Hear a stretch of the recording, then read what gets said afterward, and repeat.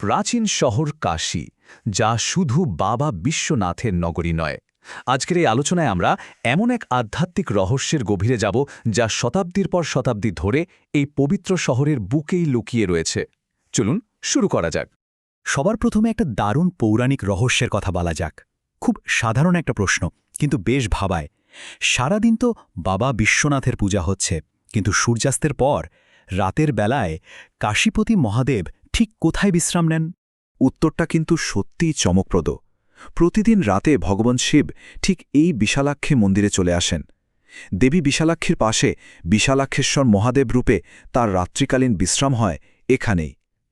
তার মানে এই জায়গাটা শুধু দেবীর নয়, মহাদেবেরও পবিত্র এক আশ্রয়স্থল। এবার একটু পেছনের দিকে ফেরা যাক, দেখে নেওয়া যাক এই পবিত্র শক্তিপীঠের উৎপত্তির মূল কাহিনীটা আসলে ঠিক কি। ৫১ সংখ্যাটা সবারই খুব চেনা, তাই না? হ্যাঁ, সারা দেশে ছড়িয়ে থাকা সেই ৫১টি পরম পূজনীয় শক্তিপীঠের মধ্যে এটি কিন্তু অন্যতম। বুঝতেই পারছেন গোটা দেশের আধ্যাত্মিক মানচিত্রে এই জায়গাটার গুরুত্ব ঠিক কতটা। শক্তিপীঠ বলতে আসলে কি বোঝায়? শাস্ত্রমতে দেবী সতীর দেহাংশ বা অলঙ্কার পৃথিবীতে ঠিক যে যে জায়গায় পড়েছে সেখানেই সৃষ্টি হয়েছে এক একটি শক্তিপীঠ। আর কাশীর ঠিক এই নির্দিষ্ট জায়গাটিতে দেবীর ডান কান বা কানের দুল, যাকে আমরা কুণ্ডল বলি, সেটা পড়েছিল বলে বিশ্বাস করা হয়। আর সেখান থেকেই মাটি ফুঁড়ে প্রকাশ পায় এই ঐশ্বরিক শক্তি। মন্দিরের ভেতরে গেলে কিন্তু আর একটা দারুণ জিনিস চোখে পড়বে। চলুন এখানকার দুটো বিগ্রহের পেছনের চমকপ্রদ গল্পটা একটু জেনে নিই। আশ্চর্যজনকভাবে এখানে দেবীর দুটো আলাদা রূপ পাশাপাশি রয়েছে। বাম দিকে যে ছোট্ট বিগ্রহটা আছে সেটা হলো আদি বিগ্রহ। বলা হয় দেবীর কান পড়ার পর মাটি ফুঁড়ে এটা নাকি নিজেই আবির্ভূত হয়েছিল। আর ডান দিকের এই বড় বিগ্রহটা ১৯৭১ সালে শৃঙ্গেরি পীঠের শঙ্করাচার্য প্রতিষ্ঠা করেছিলেন। মজার ব্যাপার হলো এখন প্রতিদিনের আরতি বা মূল পূজা কিন্তু এই বড় বিগ্রহটিতেই করা হয়। এ তো গেল মন্দিরের ভেতরের কথা, কিন্তু এই মন্দিরের সাথে দক্ষিণ ভারতের যে একটা অদ্ভুত যোগসূত্র আছে সেটা জানলে সত্যি অবাক হতে হয়। চলুন এবার সেই ৩ ঐশ্বরিক ভগিনীর গল্পটা শোনা যাক। আমরা মন্দিরের যে বর্তমান কাঠামোটা দেখি, এটা কিন্তু ১৯০৮ সালে নটকাট নাগার ক্ষেত্রম নামের একটি সোসাইটি তৈরি করেছিল। একদম উত্তর ভারতের মাঝখানে দাঁড়িয়ে নিখাদ দক্ষিণ ভারতীয় বা দ্রাবিড় স্থাপত্যশৈলীর এমন একটা নিদর্শন সত্যি বিরল, যেন দুটো আলাদা সংস্কৃতির দারুণ এক মিলন ঘটে গেছে এখানে। এই সংযোগটার পেছনে দক্ষিণ ভারতে একটা দারুণ বিশ্বাস প্রচলিত আছে।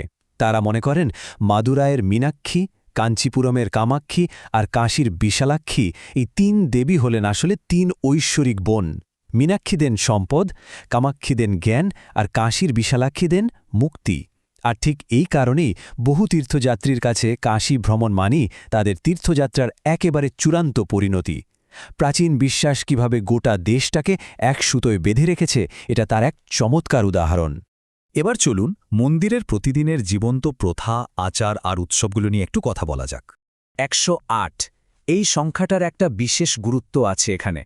মন্দিরে রাখা শ্রীযন্ত্রের সামনে বসে দম্পতিরা বিশেষ এক কুমকুম পূজা করেন, যেখানে দেবীর ১০৮টি নাম জপ করা হয়। বিশ্বাস করা হয় যে এই কুমকুম প্রসাদ সাথে থাকলে তা আজীবন সুরক্ষা দেয় আর বৈবাহিক জীবনে দারুণ সুখ বয়ে আনে। স্থানীয়দের মধ্যে আরও একটা জোরালো বিশ্বাস আছে। বলা হয় যদি টানা ৪১টা মঙ্গলবার দেবীকে কুমকুম নিবেদন করা যায়, তাহলে নাকি বিবাহের পথে সব বাধা একেবারে দূর হয়ে যায় আর মনের গভীরতম সব ইচ্ছাও পূরণ হয়।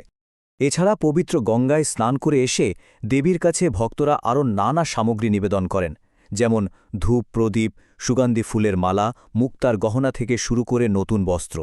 পুরাণ বলছে ভক্তিভরে এগুলো নিবেদন করলে নাকি অপরিসীম সম্পদ আর সৌন্দর্য লাভ করা যায়।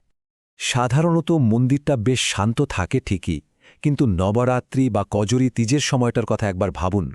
পুরো মন্দির প্রাঙ্গণে এক আলাদাই প্রাণশক্তি ভর করে। বিশাল শোভাযাত্রা, অগণিত ভক্তের ভিড়, সব মিলিয়ে এক দারুণ উৎসবমুখর আর প্রাণবন্ত পরিবেশ তৈরি হয় তখন। আরেকটা মিষ্টি লোক কথা বলি, দেবীকে কিন্তু এখানে অন্নপূর্ণা বা গৌরী রূপেও পূজা করা হয়। এমনও শোনা যায় দেবী নাকি একবার স্বয়ং মহান ঋষি বেদ ব্যাসকে নিজের হাতে খাবার খাইয়েছিলেন।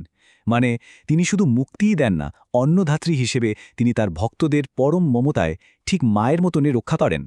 এই চমৎকার আধ্যাত্মিক তীর্থে পৌঁছানোর পথটা ঠিক কেমন? চলুন চট করে একবার দেখে নেওয়া যাক। রাস্তাটা কিন্তু বেশ সহজ। লাল বাহাদুর শাস্ত্রী বিমানবন্দর বা বারাণসী জংশনে পৌঁছে সেখান থেকে বাস বা ট্যাক্সি ধরে সোজা মীরঘাটের দিকে যেতে হবে।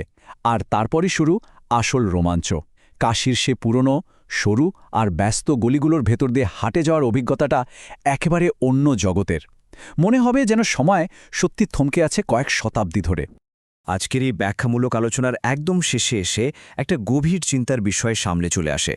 ভাবলে সত্যি অবাক হতে হয়, এই মন্দিরটা কিভাবে উত্তর আর দক্ষিণ ভারতকে এক সুতো বেঁধে রেখেছে।